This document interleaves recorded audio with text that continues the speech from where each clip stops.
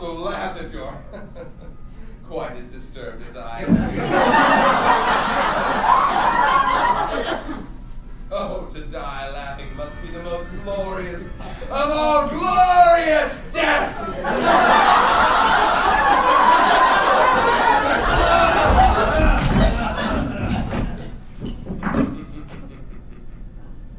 The tales you are about to witness may drive you insane, with long intervals of horrible sanity. These tales began as a dream.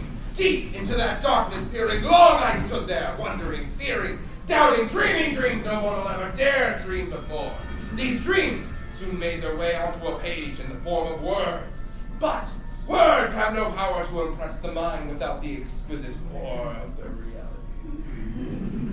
As a guest tonight, you shall bear witness to those realities. Your breath shall warm the creative airs of our stage. So sit back and relax, although you will not. Eliminate all noise and vibration from 21st century mechanisms. Silence all contraptions which may function by use of voltage or magnetism. Hey, turn off your phones, people! Should you become so affrighted you lose control of your bladders or bowels, you may exit through either two gates in the rear, then continue your path along the left route. And when the lights shine brightly at the end of our third tale, do not leave prematurely, or you shall be buried as such. It will only be time to calm your queasy stomachs with libations and 10 minutes rest. Now, are you readily equipped to be dipped in folly and fall in love with melancholy? Are you quite prepared to look upon what we view as this present existence as a dream? Our first tale is a powerful story of revenge. Two friends, well, acquaintances. One with an audacious score to settle. The other, an unhealthy devotion to fine wine. Our story begins at dusk, one evening during the carnival season. Fortunato. Someone to be feared? Ordering about men's lives, controlling men's lives? Fortunato. I have borne his injuries as best I could, but he has ventured upon insult and I vowed my revenge. Revenge at no risk to myself, for what good is revenge if it is not committed with impunity? Yet, what good is it if the avenger does not make himself known to the one who has done him wrong? I've uttered no threat unto Fortunato. At our every meeting I've been my most obsequious, my most ingratiating. Fortunato has a flaw. He is a dilettante in all the arts, except for wine. He fancies himself a wine connoisseur and he knows a little. I myself am rather skilled in the Italian vintages and buy largely wherever I can. Oh, the height of carnival season. Montresor! Slobbering drunk. Fortunato, how well you are looking today. I feel pretty good. And what a happy coincidence I was hoping to run into. Why would you be looking for me, little man? I have a cask of what passes for Amontillado. Amontillado? A cask? In the middle of the carnival? Impossible. I, too, have my doubts, and I was silly enough to pay full price before first consulting you. Amontillado. I have my doubts. Amontillado. I was satisfied, my doubts. Amontillado? I can see you are engaged in other matters. I will find Lucchesi. He can tell me. Lucchesi can't tell Amontillado from Sherry. Yet there are some fools out there who think his taste a match for your own. Come, let us go. Where? What's in your vaults? My vault, no! You are busy. I will not impose. I will get Lucchesi. Lucchesi, no. I will see if this is Amontillado. I will not impose. It is just you are busy, and I can see you have a severe cold. The vaults are insufferably damp. They're encrusted with Snider. The cold, I don't care about the cold. You say this is Amontillado. To your votes. Lucchesi wouldn't tell Amontillado from Sherry.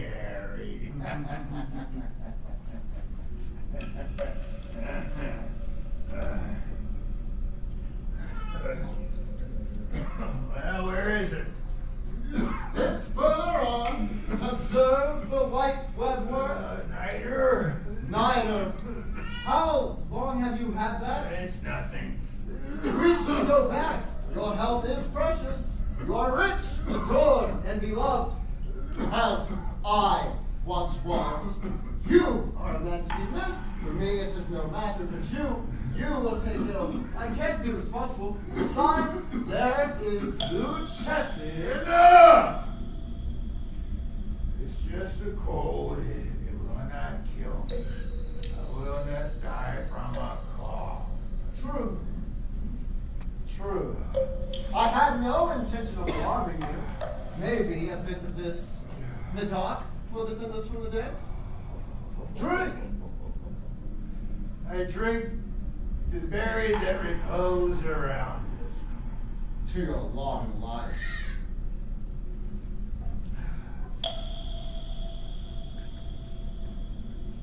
Oh, these vaults are extensive. Aye. The Snider.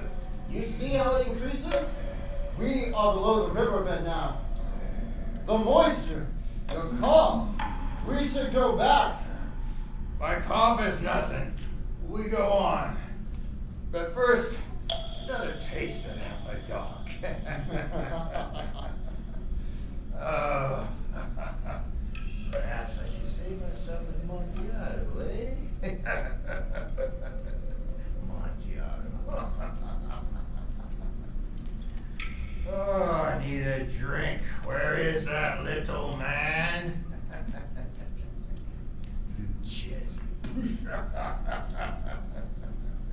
Here, give me that.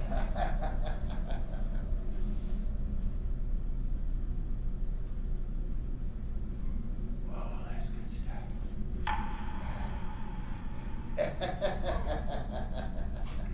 You don't understand.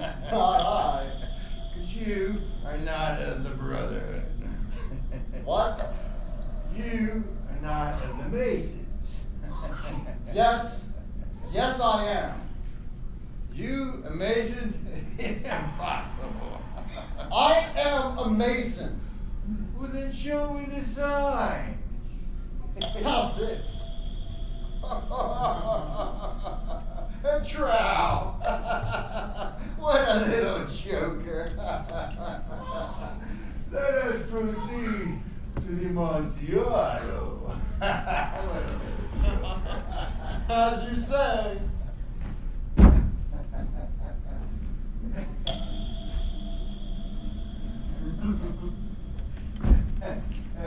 Well, where is it? Proceed. Herein is the Amontillado. As for Lucchesi, He's an ignoramus.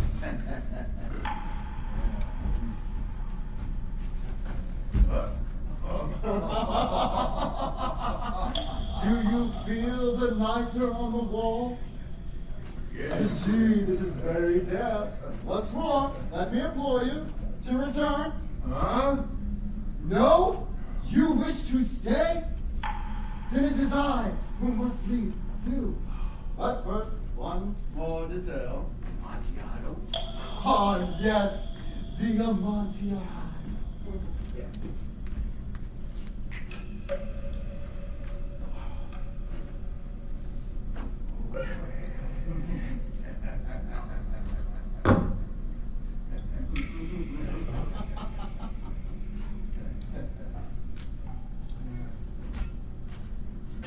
Somebody help me! Help me! Help me! Help me! Anybody help! Yes! Someone do help! Someone help! This is Fortunato. No one can hear you down here. Fortunato.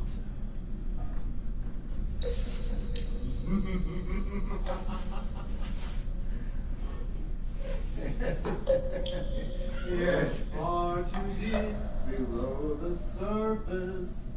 The Amontillado.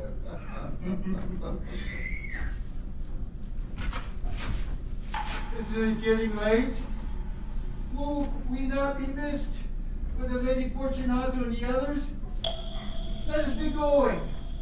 Yes, let us be going. For the love of God, Martressor! Yes! For the love of God!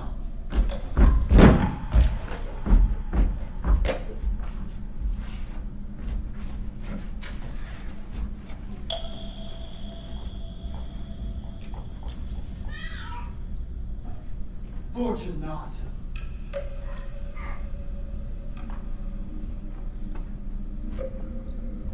Fortunato.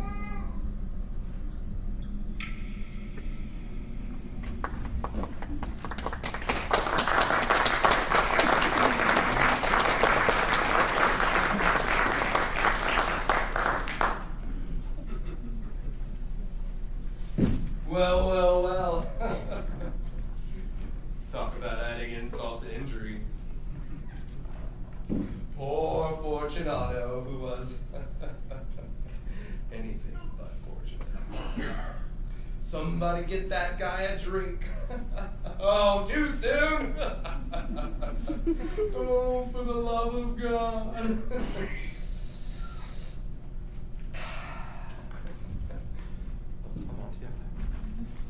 Pardon me! Where did you get that? This? Well, this. I was Fortunato. Fortunate enough to find some in a cellar nearby. It was screaming for me.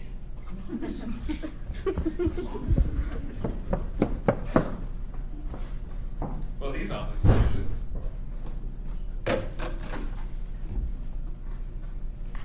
Our next tale is one of obsession. Accepting reality can be a painful concept to comprehend, especially in the case of Cornelius Wyatt, who coped with his white reality in a most unique manner.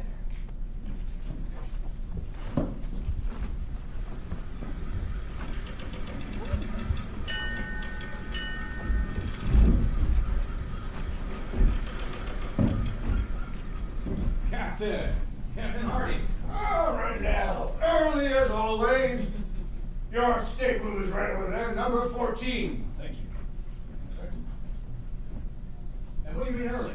Are we starting late again? Owing to circumstance, I thought it might be prudent that the Independence might not set sail for a day or two. Yes, well, it does seem like a good southerly breeze. Good breeze could turn into a storm. Why don't you go back to your hotel? I'll send for you when we're ready to sail. Captain, let me see your passenger list. And Cornelius Wyatt is going to be on board with his wife. And we went to college together, so he's married now. Those were his sisters. Looks like they're coming along too. You know, I've always found them to be very charming. I don't know about that, Rennell, but you'll see them tomorrow when the weather is better.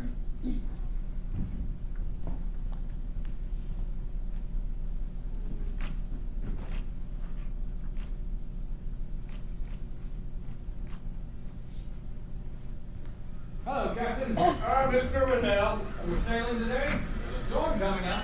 Well, you don't have to go if you don't want to, but I have cargo that has to. Well, I need to as well. Has my friend Mr. Wyatt come aboard yet? No, but he is on his way. No, Captain. I couldn't help noticing when I saw your passenger list that Mr. Wyatt had booked 3 rooms.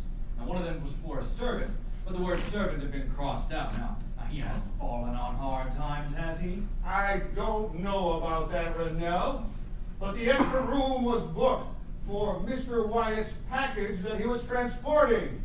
Ah, extra cargo, of course. Something he didn't want to be kept in the hold. Something to be kept under his own eyes. A painting, perhaps. Well, he is an artist, you know. Captain, I am Mary Wyatt. My sister and I will. Okay. This is my brother, Cornelius Wyatt. This, wife, Mrs. Wyatt. Oh, Cornelius Wyatt! It is I, Rennell. Oh, yes. How do you do? I'm fine. How are you? I'm sorry, what? Is this your wife? Oh, yes. This is Mrs. Wyatt. It is a great pleasure to meet you, madam. Thank you. If you'll excuse us, Captain, Mr. Rennell, we must be going now. Be careful, man.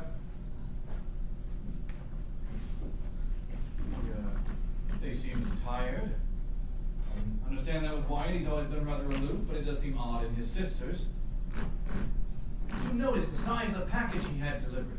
I mean, it's about the same size as Rubini's copy of The Last Supper. I know that's been in possession of Nicolino for some time, but I know too that it's been up for sale. Well, I don't know why Wyatt would have said something about it if he had it. Maybe, as you say, he was tired. Well, yes, but did you notice he had it delivered into his cabin instead of the one he had reserved for it? Mm-hmm. Well, these cabins can barely hold 2 people, much less a package of that size. Well, this is a ship, Rennell. The cabins need to be small. Oh, yes, Captain, but he has that other cabin. We'll be casting off in half an hour, Mr. Rennell. Good afternoon.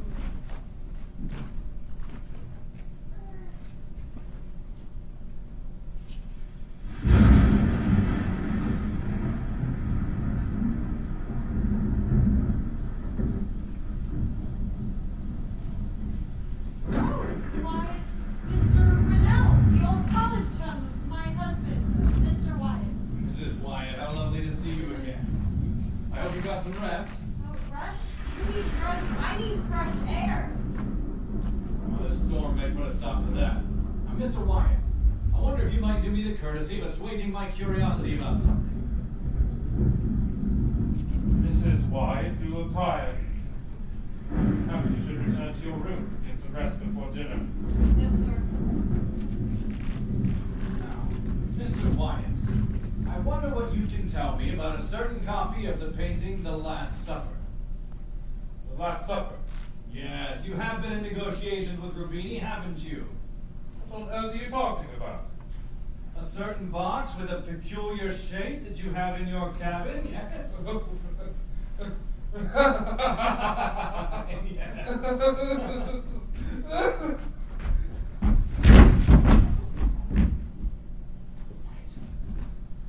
What happened? I think he's dead. Step aside. Oh,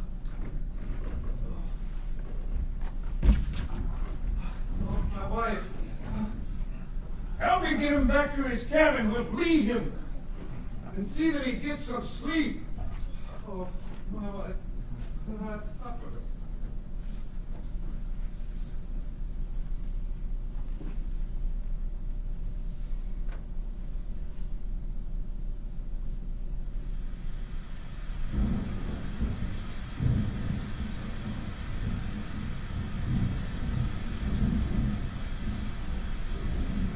Rennell, is that you? Yes, Captain. Nasty storm. You better step back into your cabin, or Wade will come over and wash you overboard. Yes, Captain. You get inside as well.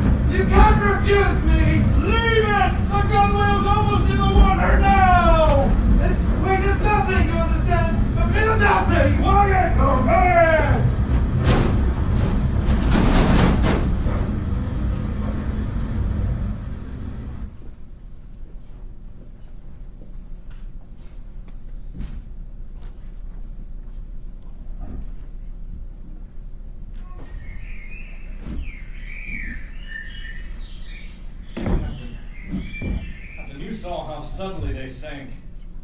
Was that not an exceedingly singular thing? I had some hope for his survival until I saw him lash himself to the box and commit himself to the sea. He sank certainly in that like a shot. The day will soon rise again. However, when the salt melts. The salt? Wyatt had gauged passage for himself, his wife, 2 sisters, and a servant. On the day you first arrived, his wife suddenly took sick and died. Goodness. As the corpse needed to go back to her mother, on the other hand, the universal prejudice of having a dead body aboard ship would have had 90% of the passengers cancel their trip. Yes, quite reasonably. I arranged that the body be partially embalmed and packed in salt. Wyatt, everyone knew, was traveling with his wife, but as no one knew her, the servant girl was engaged to portray her. The extra room was for her to stay at night. So that's what was happening that night I saw her sneak into the extra room. I'm sure. And to think I chided and kidded him about the contents of that peculiar box. You did. Oh, his face when I mentioned Rubini's Last Supper. Yes.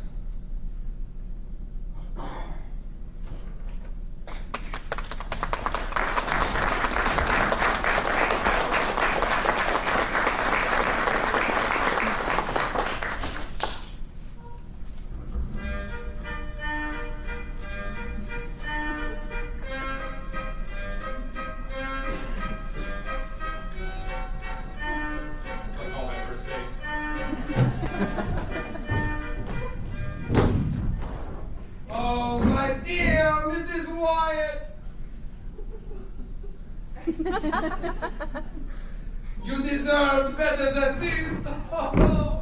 The death of a beautiful woman is truly the most poetical topic in the world.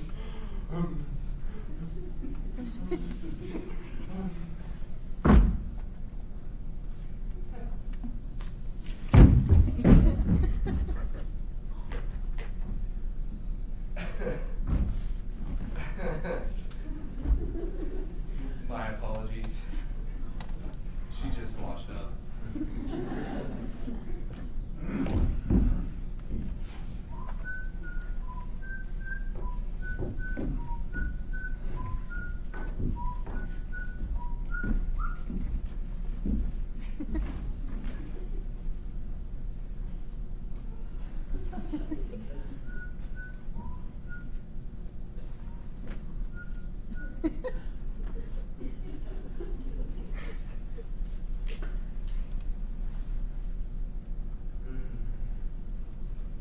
So nice they can give her a proper premature burial.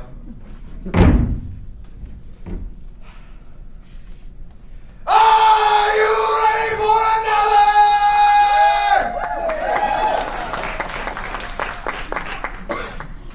I'm sorry, folks, who must mourn the death of the audience. Let's try that again. That was terrible. Are you ready for another?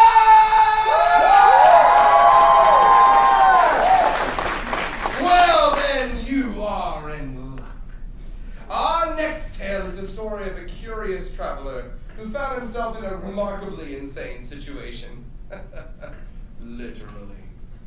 He had gone to the Maison des Sans Asylum in order to learn about their system of soothing, only to find that in this particular institution, nothing is as it seems. Absolutely not. But this is the madhouse of which I've heard so much. I would not go in. But you know the headmaster. I can't go in without you. I will introduce you, and then I'm leaving. What? Why? I can't stand the sight of a lunatic. Hello there! What a surprise! This is Monsieur Maillard, headmaster of the asylum, Mason de Sun. This is my friend, Monsieur Lamont. He wishes to inspect your establishment so he can better understand the system of soothing. He is your friend? Yes. Oh, then I would be delighted to show him the grounds. Oh, thank you. And now, I must take my leave. Oh, you can't stay. I won't stay in the place. Oh, You insult! No. It's just. Our system of soothing. No. It's just. I have pressing business, legal business. I can't pull it off. Well, my friend, he's a vacationer. He has the time. Oh, and I am very interested in hearing more of the soothing system. Yes. You say you can't stay. I am so sorry.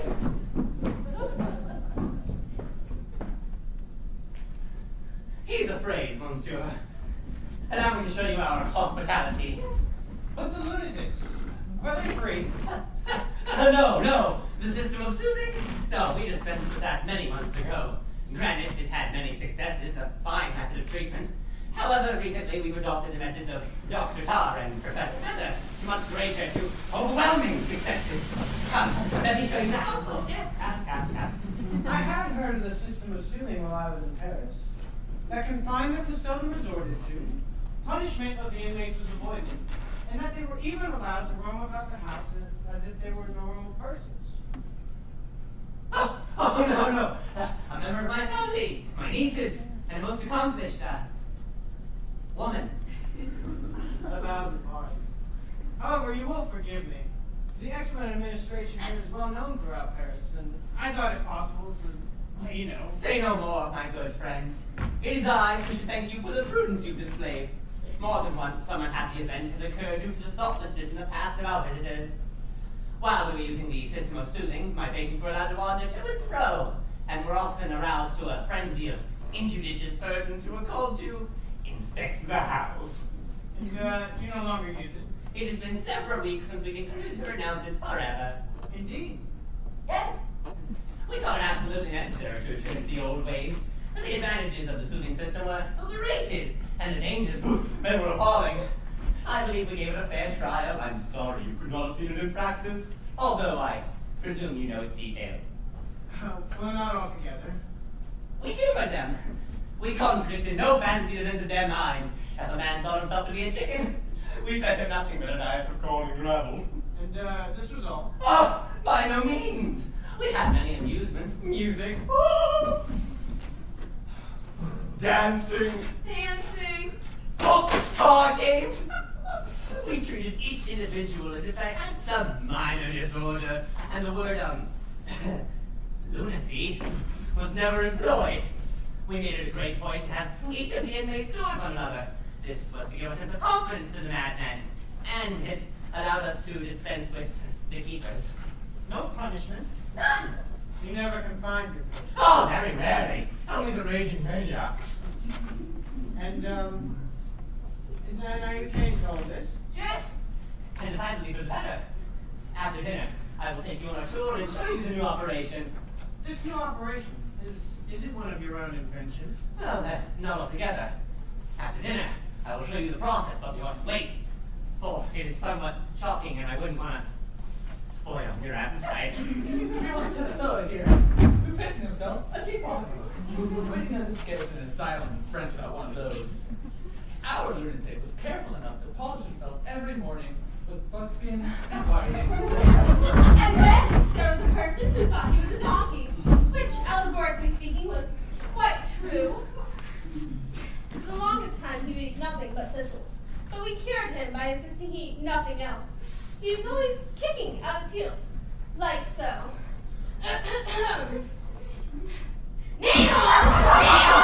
Please keep your feet to yourself, indeed! You are nearly as much a donkey as that poor man imagined himself to be. 1,000 pardons. I will do the honor of taking wine with you. Allow me to send you a morsel of this veal. Thank you, no. I don't believe it sits with me. I will have some of the rabbit, however. Here! Give this man a piece of the rabbit. I The what? do! The rabbit. I Thank you, no. I'll just have some of the ham. And then we had patience to maintain that he was Bordeaux with cheese. Only the off with a knife, soliciting friends for a small slice of his He was leg. quite a fool, not compared to the gentleman who considered himself as a bottle of champagne and went off with a pop and a fizz in this manner.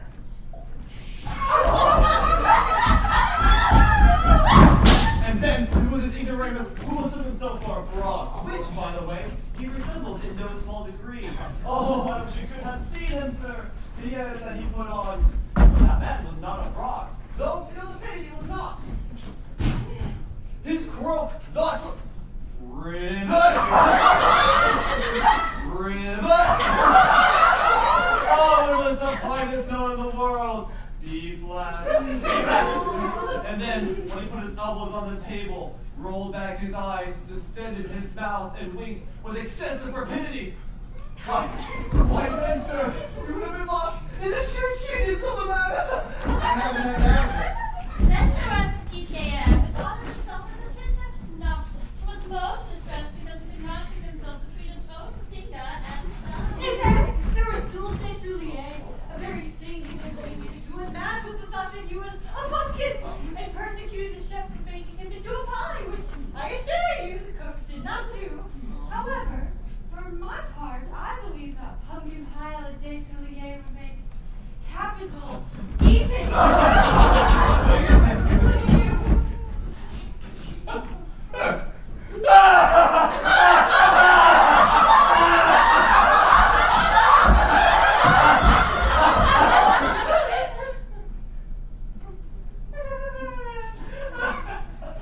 Very good indeed. You must not be astonished, mon ami. Our friend here is a witch. You cannot take her to the ladder. And then there was Buffon Legrand. He fancied he possessed 2 heads. Which is not impossible that he was wrong, but he will convince you that he was right. He had an absolute passion for oratory. He would always jump up on his chair and thus scream, Monsieur Ballard was a madman. A very silly madman. And Madame Joye was a more sensible person. She found upon mature deliberation, by some accident, she had been turned into a rooster. But she behaved with propriety and flapped her wings with prodigious effect. And so, as for her crow.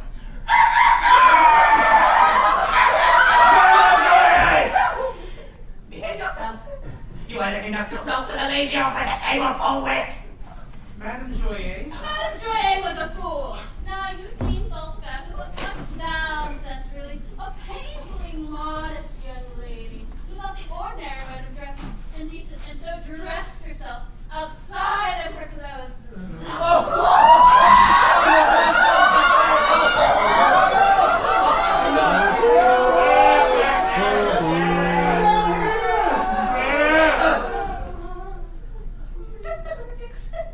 Every once in a while they get up a howl like dogs tonight.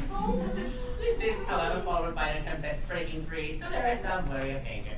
How many of them are there? About 10. Principally females, I presume. Oh no, every one of them male. Stop those two, I can tell you. Indeed. I had always understood that the majority of lunatics were of the gentler sex. Well, it is generally so, but not all the time. You see, not long ago we had 27 patients here, 17 of which were women. But, as you can see, matters have changed very much as of recent. Yes, changed very much. Every one of you! And, this woman here, the one that gives us the cock-a-doodle-doo, is quite harmless. Harmless? Why, what can you mean? Only slightly touched, not dangerously affected. Mon Dieu! What is it you imagine? Madame Joyer is as perfectly sane as myself. She is merely a bit eccentric. To be sure, to be sure. And, the rest of these ladies and gentlemen. All my friends and associates. All of them? The women? We could not do without the women. They're the best lunatic nurses in the world. To be sure. They behave a little odd. A little queer, wouldn't you say? Odd! Queer! You really think so? We're not prudish, to be sure. We do practically whatever we like. Live life and that sort of thing, you know? To be sure, to be sure. By the by, monsieur, do I recall you saying that the system you adopted in place of the soothing system was rather rigorous severity? By no means! Well, the confinement is rather close by necessity, but the treatment, the medical treatment, is rather agreeable to the patients. And, this new treatment is your own invention? Well, not altogether. You see, there are portions of the plan that are referable to Dr. Tar, of whom I'm sure you have heard, and there are parts of my plan that can be referred to Professor Feather, of whom, if I'm not mistaken, you have the honor of an intimate acquaintance. I'm ashamed to confess that I don't know either of these men. Good heavens!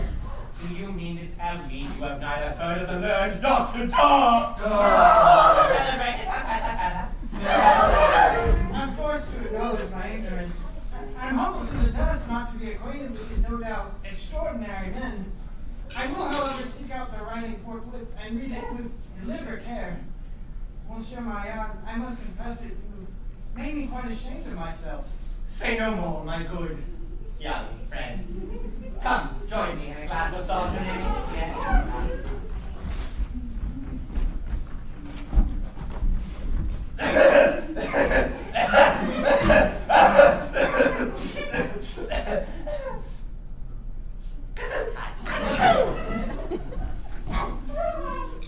Sir, do I recall you saying that the old system of soothing was rather dangerous? Yes, sometimes very dangerous. How is that? Well, according to Dr. Tar and Professor Feather, it is never safe to permit madmen to run at large unattended.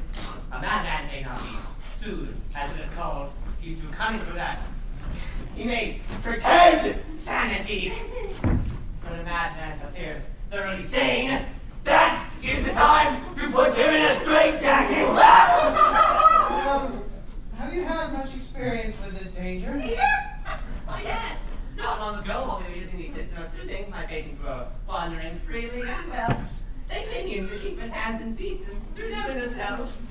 They tended to them as if they were in charge of the place. I've never heard of anything so absurd in my life. Oh, it's true.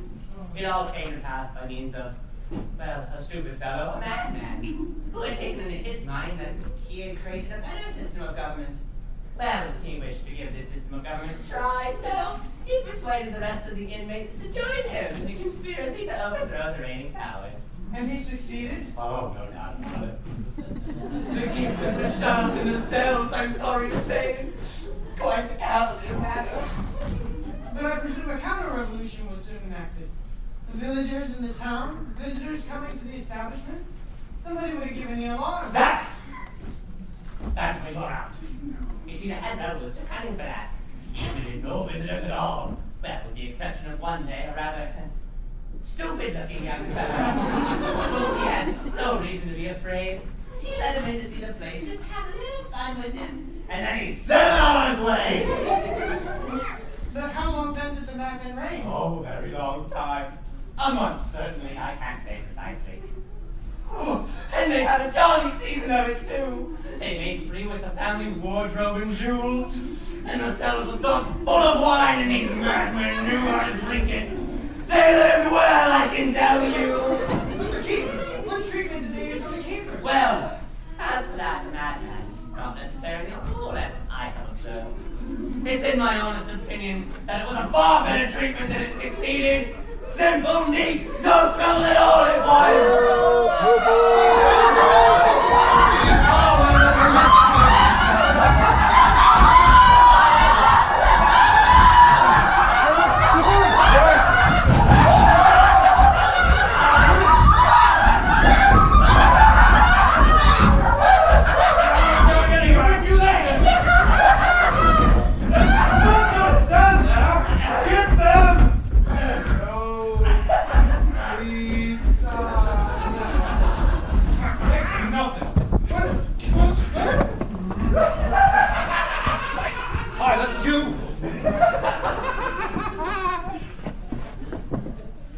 Well, it appears as if they could be out in a while.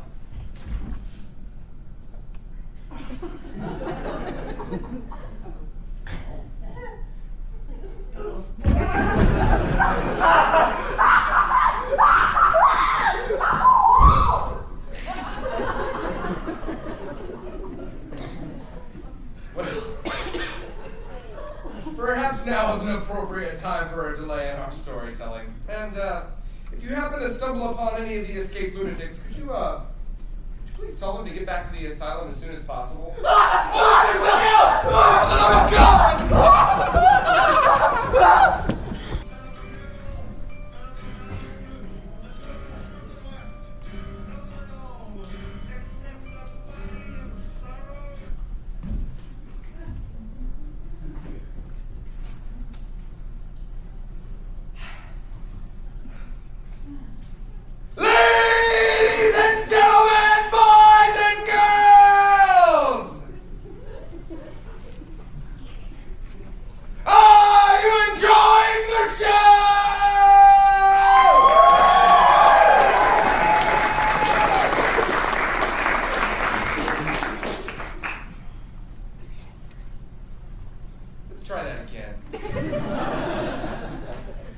can do it louder than you with just one person.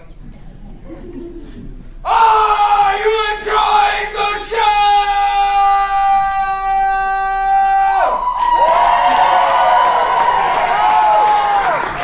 Well, then, without further ado, let us continue our journey.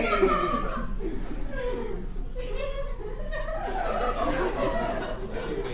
Hey, pardon me! Hey!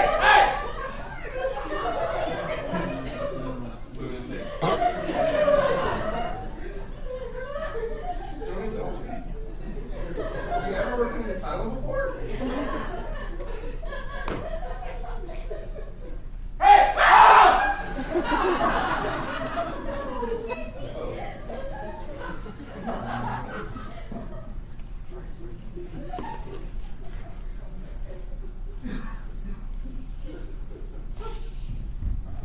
Hope you find what it is you're looking for. Everyone wants to go to heaven. No one wants to die. Keep going that way.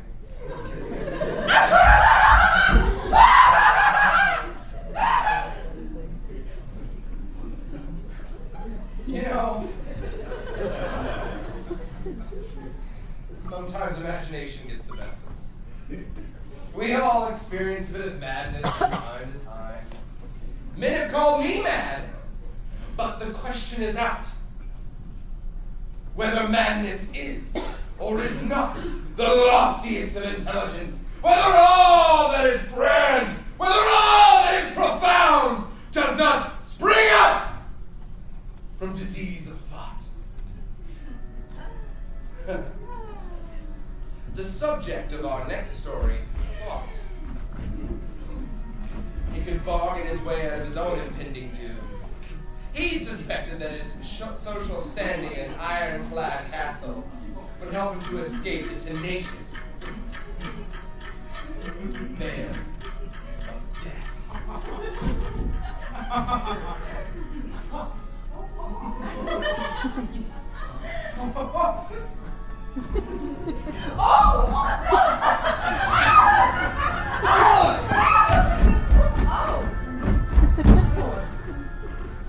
The Red Death is devastating the kingdom. No pestilence has ever been so fatal or so hideous. There are talks of sharp pains and sudden dizzinesses, along with profuse bleeding from the pores with dissolution. And the minions are half depopulated.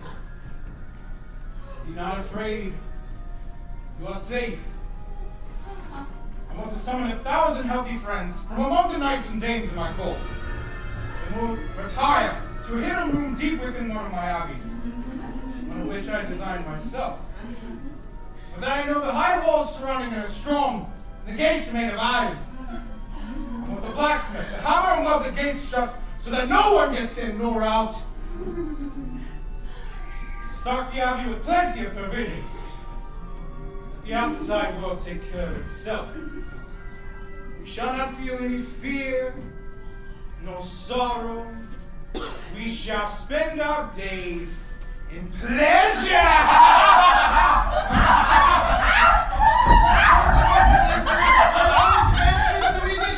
Just the healthy ones. And be sure to stock plenty of wine. The Red Death won't be able to find us. And even so, he won't be able to get in.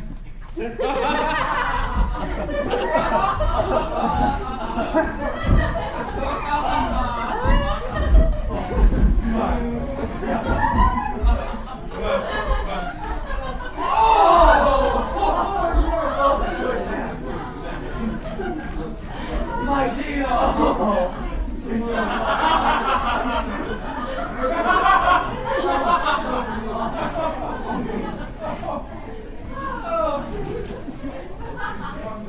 My lord!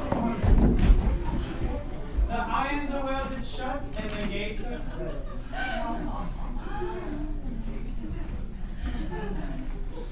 The gates are closed! The gates are closed? The gates are closed! The gates are closed! The gates are closed! The gates are closed!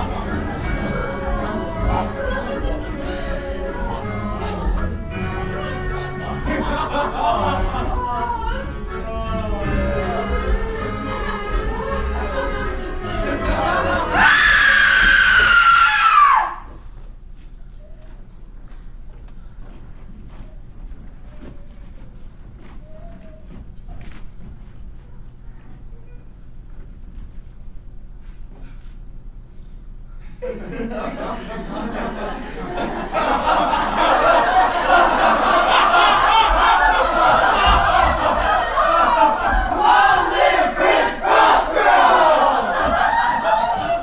are safe, my friends.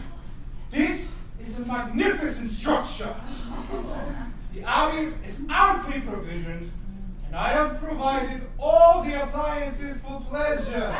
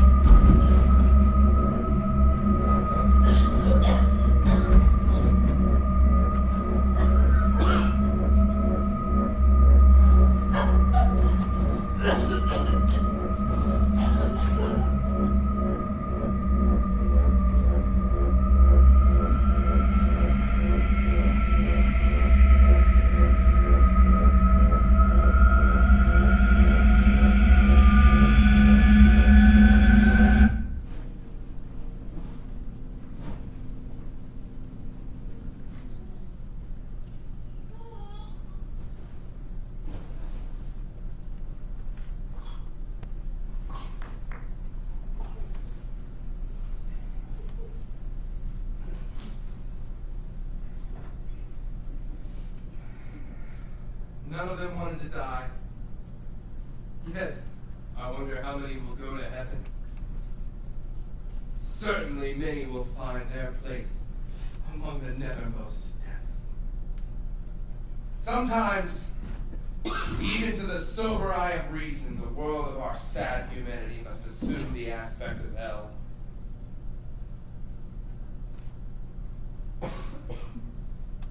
Fear not.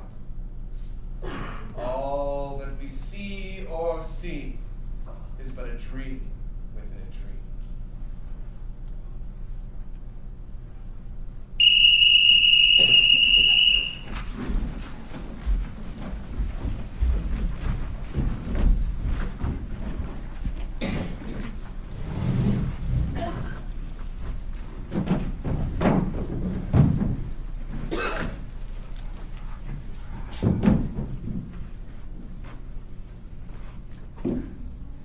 The subject of our next tale begins to suffer from a disease which causes over-acuteness of the senses. Did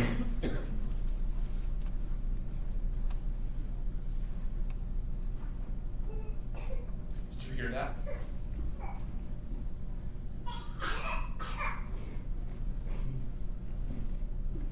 Who is making that noise? Who is making a mockery of this? Why are you not responding? Have you already lost interest?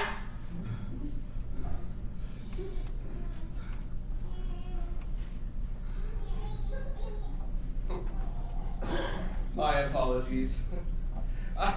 I should refrain from projecting my shortcomings on you, my friends. Judge not! I am not mad. I should say, the next character in our fictional story was not mad. It was the disease that overcame me, that overcame her.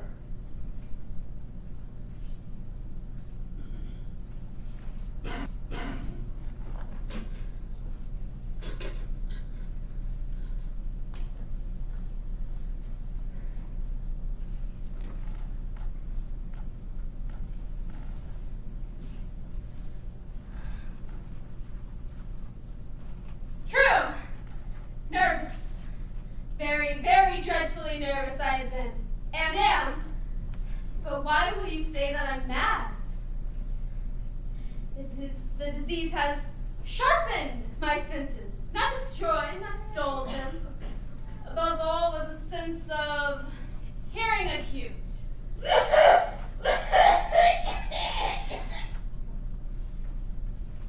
Now let me tell you, it is not just anything that I heard, it is what I heard in the heavens. In the earth, I have many things in hell. How then am I mad? Hearken and observe how healthily, how calmly I can tell you the entire story.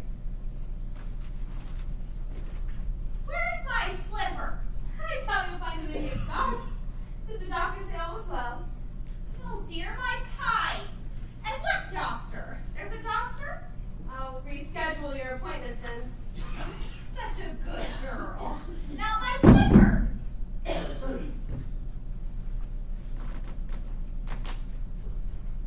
Oh dear, my pie. Ah, yes, your pipe. How silly of me. It's impossible to say how the idea entered my brain, but once conceived, it haunted me, day and night. Object, there was none. Passion, there was none. I loved the old woman.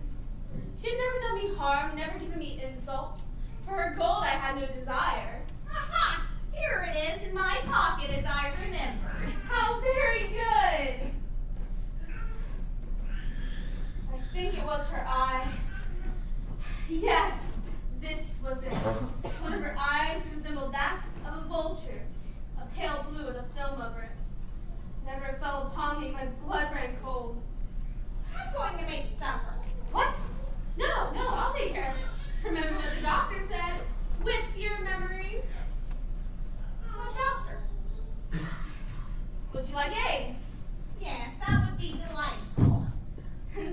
by degrees. Over easy though, not too runny. Very gradually. The yolk runs out, slimy ooze dripping all over my toast. A big mess! I decided to take the life of the old woman, and thus rid myself of the eye forever. And don't burn the town! Yes! Yes! Everything how you normally like it. It will be done. Such a good girl. Now this is the point. You think me mad, but madmen know nothing. You should have seen how wisely I proceeded, with what caution, with what foresight I went to work. I was never kinder to the old woman than during the week before I killed her. Would you like to retire for the evening, ma'am? Yes, presently. I'm tired. What did I do today? Another doctor visit. What doctor? The clock struck 10 a moment ago, ma'am. I didn't hear anything. Good night, ma'am.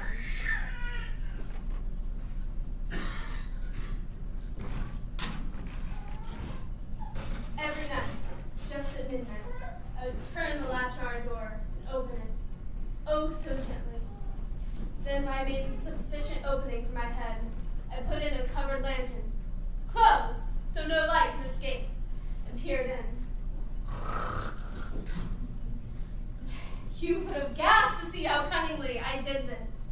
I moved slowly, very, very slowly, so I might not disturb the old woman's sleep. Would a madman have been as wise as this? When my head was well in the room, I undid the lantern cautiously, just so that a single thin ray fell upon the vulture eye. This I did for 7 long nights. But I found that the eye was always closed, and it was impossible to do the work. For it was not the woman who vexed me, but her evil eye.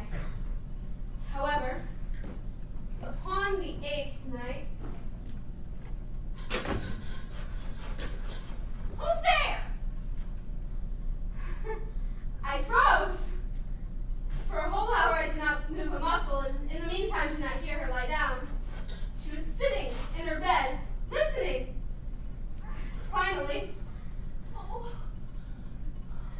how well I know that sound. Many a night, when all the world sleeps, it wells up from the bottom of my own soul with a dreadful echo. I pity her. It's nothing. A wind in the chimney. A cricket's chirp. Comforting herself with superstitions. In vain. Death's enveloping shadow stalks her. The old woman cannot hear and certainly cannot see, but she can feel my presence. Now, what you might mistake for madness, I remind you is but acute sensitivity. Can't you hear it? The beating of the old woman's heart. I am nervous, so I've told you. Stop. Stop it! They'll hear you!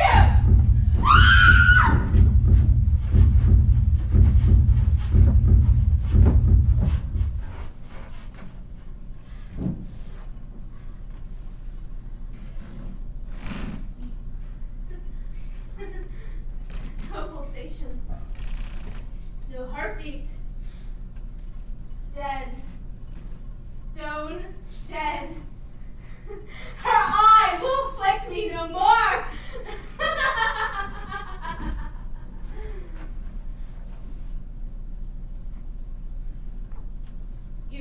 You still think me mad?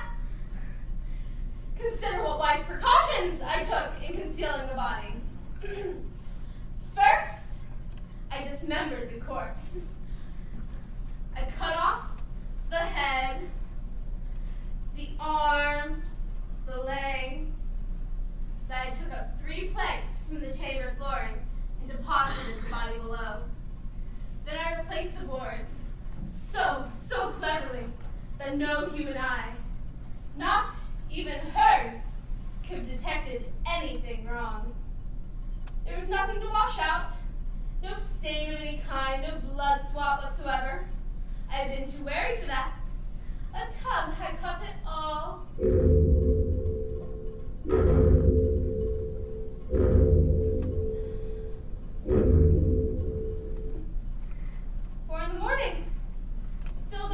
then, perfect. A knock at 4. Oh, it's the police. I wonder what for. What could find up here? Not a thing. Evening, ma'am. Morning, Rahbek. Ungodly time. Morning to you. Good morning. Apologies to disturb you at this wicked hour. We had a complaint. It's a bit urgent, apparently, you see. Urgent? What seems to be the problem? One of your neighbors reported hearing a racket. And a shriek. A shriek. He suspected foul play. You know how suspicions can be roused in the middle of the night. Especially how neighbors can be roused in the middle of the night. Foul play. Probably nothing. Most likely nothing. Why, of course, it was nothing. I have terrible dreams, you see. The shriek was my own, being startled from my slumber. I really have to see a doctor for them. All the same, we're going to have to search the premises. Be my guest. I've nothing to hide.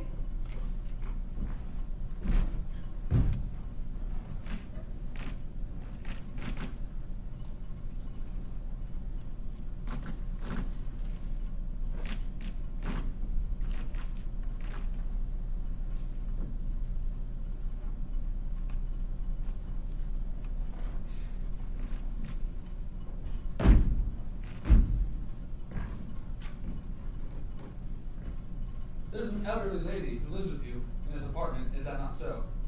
Yes, the owner. She's left us. Left us? Yes, a sweet lady, really. She's gone to the countryside, visiting relatives, perhaps.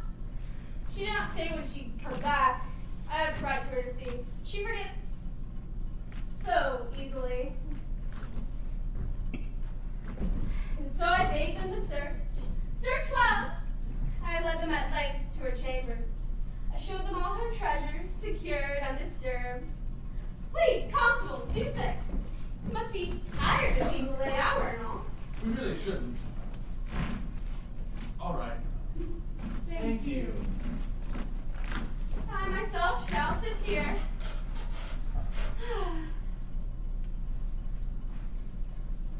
Lovely room, isn't it? Such fine green wallpaper. The arsenic makes it so vivid. Lovely. They don't make them like this anymore. So nothing we should be concerned about then. Nothing at all. We know it's a bother. But we are obliged to respond. Have to be certain. Ma'am. Ma'am! Yes? You look a bit peaked. No, I'm fine. It's just the late hour. Excitement is all. Mind if I start filling out my report here, ma'am? Save some time.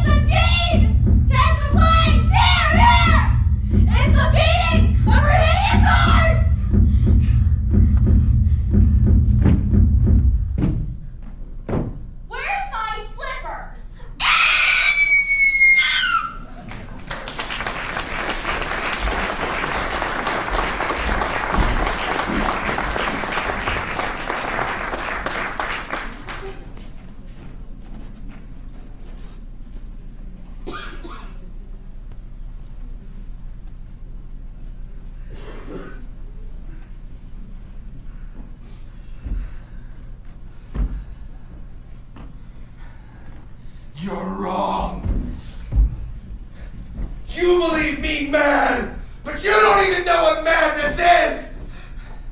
You've heard my stories, but you don't know my story!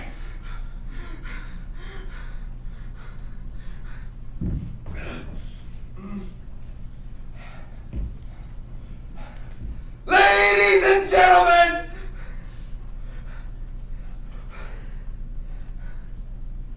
Ladies and gentlemen! Have you ever lost something or someone that meant everything to you? It meant so much. But when it was gone, you could feel the hole it left. The stillness, the silence, the darkness. Oh, Lord, help my poor soul. I loved with a love that was more than loving. All I loved. I loved alone.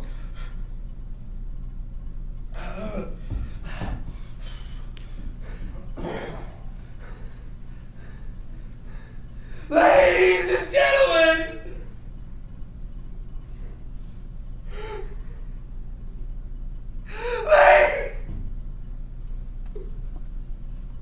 our next tale.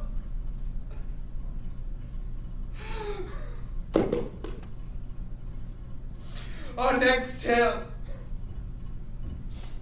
is one that has yet to be written. I should say, it has yet to be set down in words, as it has been living in my memory for years, clawing at me like an animal!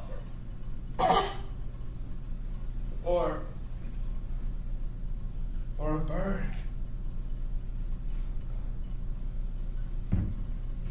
Once, upon a midnight dreary, while I pondered, weak and weary, Many a quaint and curious volume of forgotten lore. While I nodded, nearly napping, suddenly there came a tapping. As of someone gently rapping at my chamber door. 'Tis some visitor, I muttered. tapping at my chamber door. Only this and nothing more. How distinctly I remember. It was in the bleak December. Each separate dying ember wrought its ghost upon the floor. Eagerly I wished the morrow. Vainly I had sought to borrow from my books surcease of sorrow. Sorrow for the lost Lenore, For the rare and radiant maiden whom the angels named Lenore. Nameless here, forevermore. the sad, uncertain rustling of every purple curtain filled me, thrilled me with fantastic terrors never felt before. So that now, to still the beating of my heart, I stood repeating. 'Tis some visitor entreating entrance at my chamber door. Some late visitor entreating entrance at my chamber door. Only this and nothing more. Presently my soul grew stronger, hesitating, then no longer, sir. Said I. Or madam, Truly, your forgiveness I implore. But the fact that I was napping, and so gently you came rapping, so faintly you came tapping at my chamber door, that I scarce thought I heard you. Here, I opened wide the door. Deep into that darkness peering, long I stood there, wondering, fearing, doubting, dreaming dreams no mortal ever dared to dream before. But the silence was unbroken, and the stillness gave no token, and the only word there spoken was the whispered word Lenore. This I whispered, and an echo murmured back the word. Lenore. Lenore. Merely this and nothing more. Back toward the chamber turning, all my soul within me burning. Suddenly I heard a tapping, somewhat louder than before. Surely, Said I. surely that is something at my window lattice. Let me see then what thereat is, and this mystery explore. Let my heart be still, and this mystery explore. 'Tis the wind and nothing more. Open here I flung the shutter, when with many a flirt of flutter. In there stepped the stately raven of the saintly days of yore. Now please to obeisance me, he, and our men stop to stay. Me and a Lord, a lady perched above my chamber door. Perched upon a bust of Pallas, just above my chamber door. Perched. And sat. Nothing more. Then this ebony bird, beguiling my sad fancy into smiling, by the grave and stern decorum of the countenance it wore. Though thy crest be shorn and shaded, thou I said. art sure no craven. Ghastly, grim, and ancient raven, wandering the nightly shore. Tell me what thy lordly name is on this night's plutonian shore. Quoth the raven, nevermore. Nevermore. Nevermore. Much I marvel this ungainly fowl to hear discourse so plainly, though its answer little meaning, little relevancy bore. For we cannot help a creed, and no living human being, but yet was blessed with seeing bird above chamber door. Bird or beast upon the sculptured bust above his chamber door, with such a name as Nevermore. But the raven, sitting lonely on the placid bust, spoke only that one word, as if in that one word his soul he did outpour. Nothing further than he muttered, not a feather did he flutter, till I scarcely more than other friends have flown before. On the morrow he will leave me, as my hopes had flown before. Then the bird sang, nevermore. Nevermore.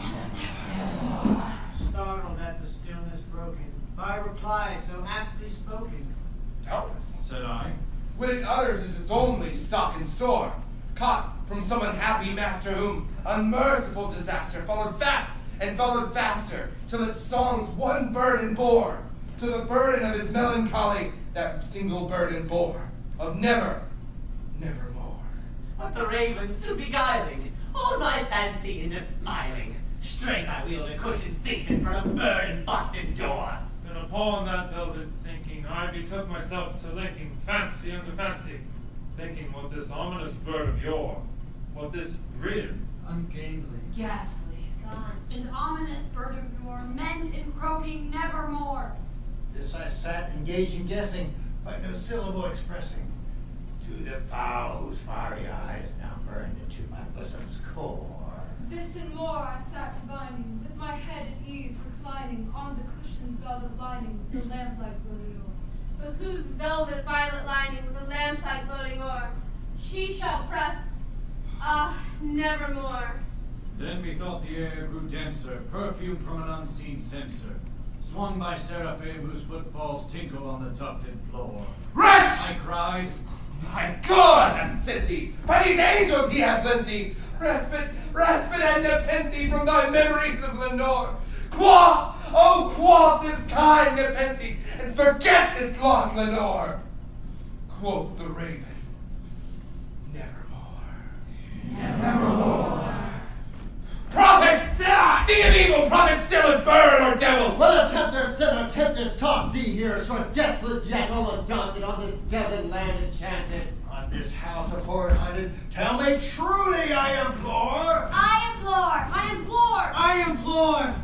Is there balm in Gilead? Tell me! I implore! Quoth the raven, nevermore. Prophet, thing of evil, prophet, still and burn or devil! By that heaven that bends above us, by that God we both adore, tell the soul with sorrow laden that if within this distant Aden. And shall clasp a sainted maiden whom the angels name Lenore. Clasp a rare and radiant maiden whom the angels name Lenore. Quoth the raven, nevermore. Be they bird or sign of parting, bird or fiend! I shriek, doth star. Get thee back into the tempest and the night's Plutonian shore! Leave no black plume as a token of that lie thy soul hath spoken. Leave my loneliness unbroken. Quit the bust above my door. Take thy beak out from my heart and quit my bust from off my door. Quoth the raven, nevermore! The raven, never flitting, still is sitting on the pallid bust of Pallas just above my chamber door. And his eyes have all the seeming of a demon's that is dreaming. And the lamplight heard him streaming throws his shadow on the floor. And my soul, from out that shadow that lies floating on the floor shall be lifted